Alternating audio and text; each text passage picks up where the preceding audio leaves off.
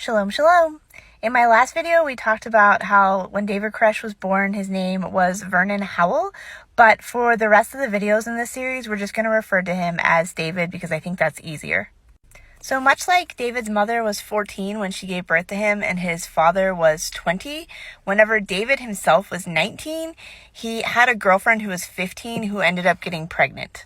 There isn't really a lot of information about how or when that relationship ended, but afterwards, David became a born-again Christian and he joined the Seventh-day Adventist church where his mother belonged.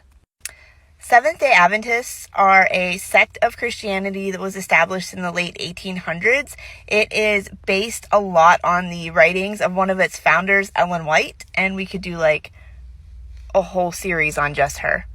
The beliefs of the Seventh-day Adventist church are pretty similar to mainstream Protestant Christianity with the exception of a few things.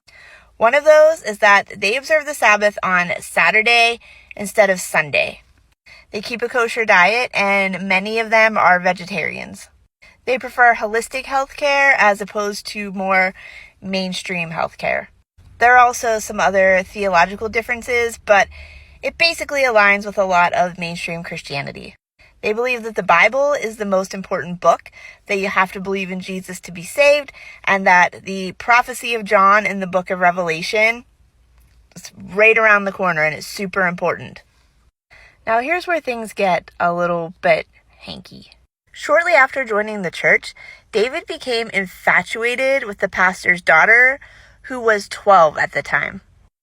David prayed about this situation, and he believed that God gave him prophecy that this 12-year-old would be his wife. And I don't mean like somewhere down the line she will be his wife. No, he believed that she would be his wife now. And if that wasn't enough, David went to the pastor of the church and told him that it was God's will that he marry the pastor's 12-year-old daughter. Now, the pastor did not take too kindly to this, and he immediately kicked David out of the church. And David kept going and kept insisting that this girl was supposed to be his wife. Eventually, the pastor had to take more drastic measures, and David was officially barred from the church.